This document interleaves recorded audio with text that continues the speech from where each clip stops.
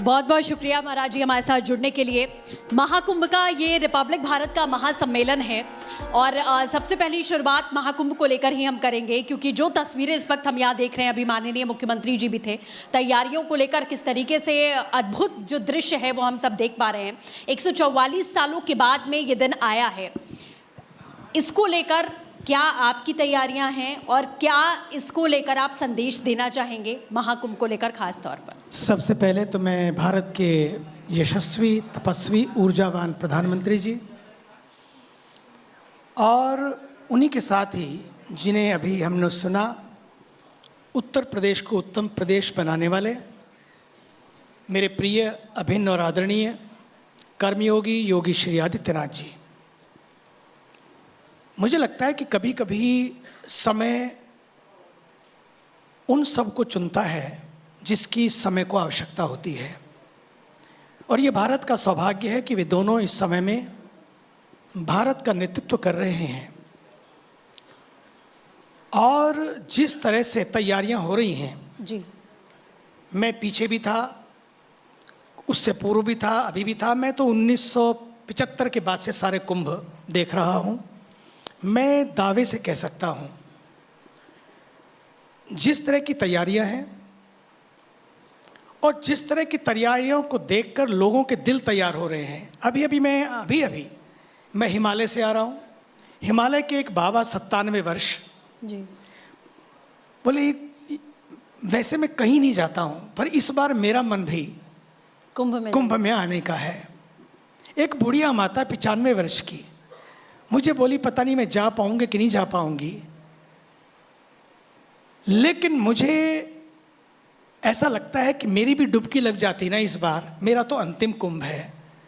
मतलब उस तरह के लोग जो कंदराओं में, गुफाओं में, हिमालय में बैठे हैं, जो कहीं जान सब कुछ छोड़ा, लेकिन कुंभ को छोड़ने की लालसा नहीं छूटी अभी भी। क्यों? क्योंकि यही तो कुंभ का महात्म्य है। जहाँ तक तैयारियों की बात है, कुंभ केवल एक व्यवस्था का विषय नहीं है।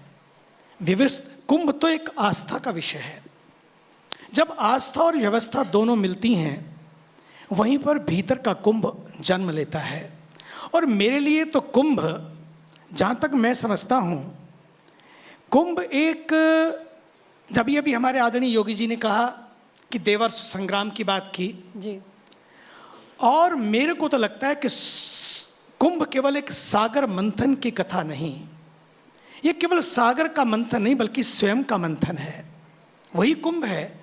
और कुंभ केवल अमृत मंथन की बात नहीं बल्कि आत्म मंथन की कथा, यही तो कुंभ है।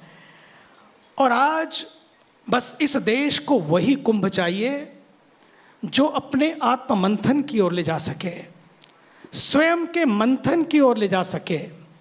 आत्म मंथन तो हुआ और होता चला रहा है, लेकिन आज का भारत एक नए भारत की ओर जब मुड़ रहा है, तो मैं कहना चाहता हूं, एक महाभारत हुआ था, लोगों ने देखा, और दूसरे महाभारत के लिए लोग नए नए नेगेटिव नैरेटिव घड़ने की तैयारी में हैं।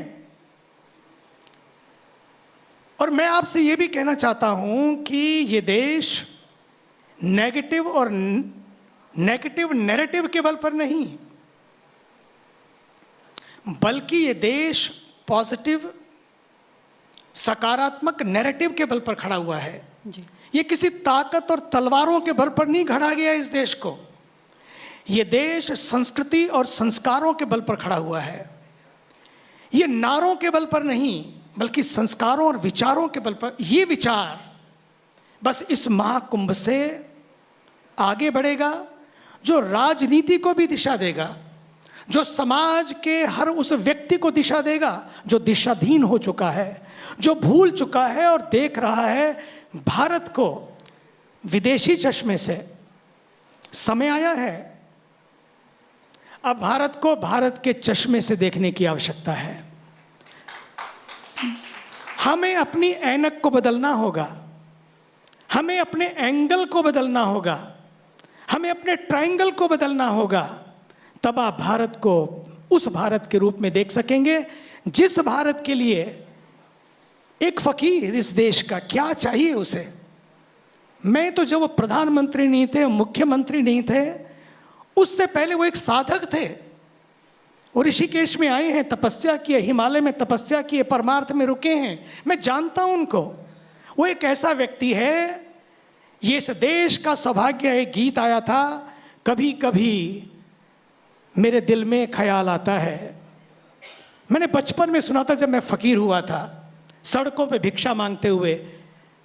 मुझे लगता है कि शायद वहाँ जो भी भाव रहा हो, लेकिन मुझे लगता है कि आज भारत का भाव यही है, कभी कभी मेरे दिल में ख्याल आता है कि जैसे तुझको बनाया गया भारत के लिए। सच्ची बात है ये। आप उनकी हर सांस, हर इशारे को देखिए, उनका चलना, उनका देखना, उनका सोचना, उनका कुछ भी करना और ना करना। कई बार लोग कहते रहते हैं कि why he is quiet, there is a need of action, but let me tell you, the man without speech, he takes the action and create a new creation. मुझे तो लगता है कि यूनाइटेड नेशंस बना, मुझे जाने का अवसर मिलता है। मैं तो 45 साल से जा रहा हूं, मैंने देखा है वहां पर जिस वजह से बना। आज हम देख रहे हैं कि क्या युद्ध रुके, लेकिन एक व्यक्ति दूसरों से युद्ध ना लड़ने के लिए खुद से युद्ध लड़ रहा है और खुद को इस तरह से झोंक रहा है ताकि इस देश को महाभारत की नहीं, एक महान भारत की आवश्यकता है, इस ओर ले जा रहा है।